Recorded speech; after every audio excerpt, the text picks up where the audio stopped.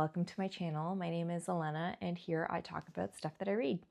Today I'm going to talk about what we read in a year with my Spicy Mom Book Club.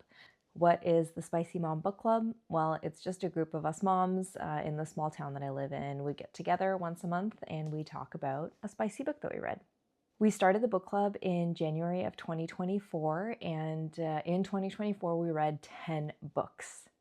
We've lost and gained some members along the way, and now we're about halfway through 2025, and we are going strong with our monthly meetings.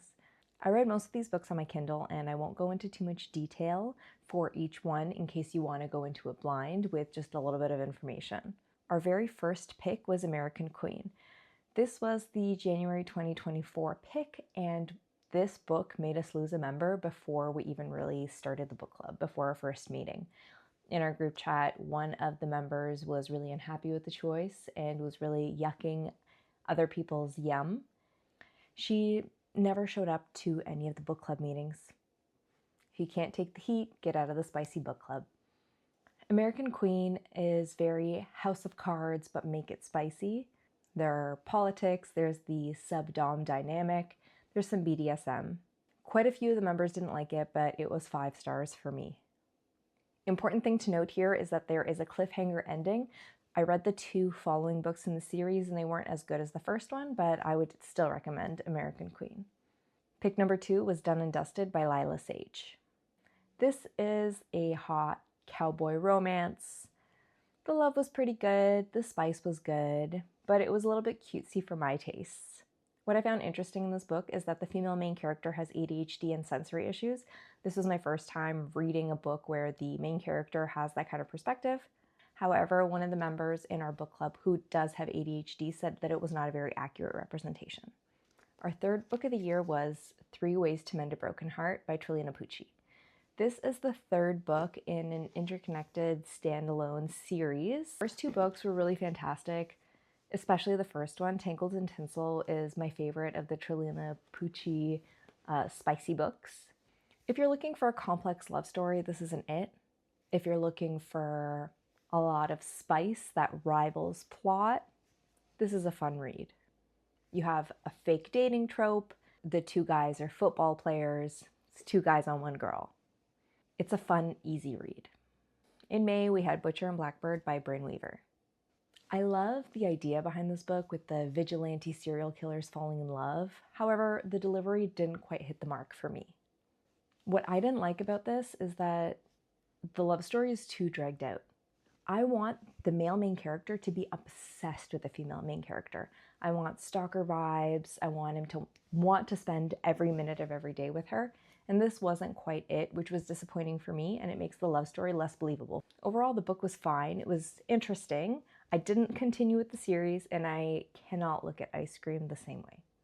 In June, we had Bride by Hazelwood. This was a 5-star read for me. This was my intro to the Omegaverse, which was very eye-opening.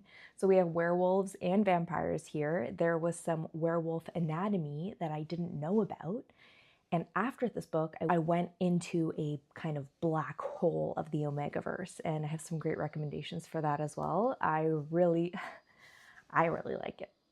This one was a little bit mild in terms of spice compared to some of our other reads, but I think it's good that this was my first Omegaverse book because the other ones I read after, which were much spicier.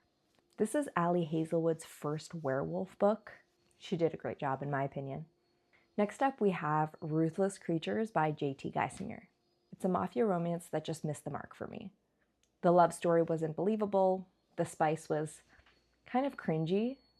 What really frustrated me was the poor Russian translation. There are hundreds of millions of Russian speakers. I'm sure that the author could have found one person to proofread it for her. I didn't like the grammatical errors in Russian, and that put me off the book. This made me kind of hesitant about the mafia genre in general. However, a great mafia/biker gang one that I would recommend is Wolfie. In September, we had Lights Out, and this was an all-around fan favorite. I think this was our top book of the year and the only book that got 5 stars all around. The main characters are both so well written. The male main character is hot. He has tattoos. He's got that stalker vibe. Masked man. He's dominant, but he's also golden retriever personality. It's literally the best of both worlds. The female main character is strong, tall, badass, and she's not 18 years old, which is great. The sequel to this book, Caught Up, is coming out on June 10th, so that's definitely on my TBR. In October, we read Priest by Simone. I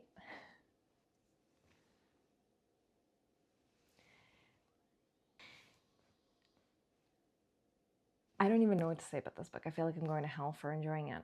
Important to note, the audiobook was not very good because there's only one narrator. I always love when in a romance there are actually two narrators, someone to do each character.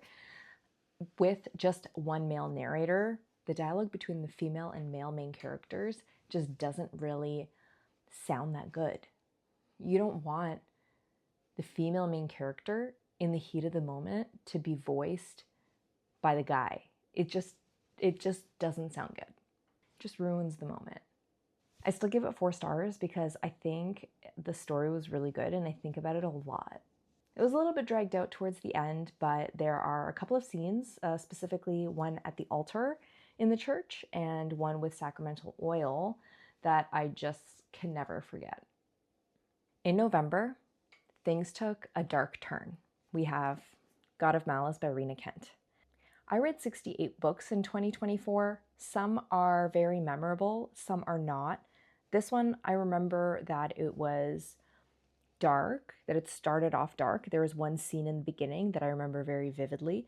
The rest of the book, I don't remember that clearly. It seems very similar to other types of dark romance that I've read. What I didn't love is that the female main character is very young. It's a college romance. I prefer when the characters are a little bit older, at least in their mid to late 20s. Apparently I liked it enough to give it 5 stars, but my star rating system is usually just based on how much I enjoyed it in the moment. It doesn't even have to be that good. It's just if I had a good time when reading it, 5 stars. There are a lot more books in the series and they're interconnected standalones. I didn't continue on with the series, but some of the other girls in the book club did. Last but definitely not least, our December pick. It was our last pick of the year. We wanted to end the year off with a bang. We wanted something festive, so we went with Naughty List. It sounds very festive. Really, the only festive thing about this book is the premise. Ella wants to visit her parents for Christmas. She doesn't want to spend Christmas alone. So in order to get money for this, she joins this escort service. And the escort service is only working with very, very rich people. She gets a proposal, she accepts the proposal, and then she goes on to carry out the scene. Every chapter is a very detailed encounter of this proposal being acted out. This was the most fun to discuss with the book club because we took detailed notes on every single encounter, and I learned a lot about myself and my friends through this book. I mean, there were some scenes here that made me close the book and take a break, just to process, just to give myself some space. There were kinks in this book that I didn't even know existed. This is still the filthiest book I have ever read. We actually still talk about this book pretty regularly at our book club meets. Have you read any of these? Let me know in the comments. We're still going strong in 2025 and I'll share what we've read so far. Make sure you like, comment, and subscribe, and I am excited to chat with you about more books.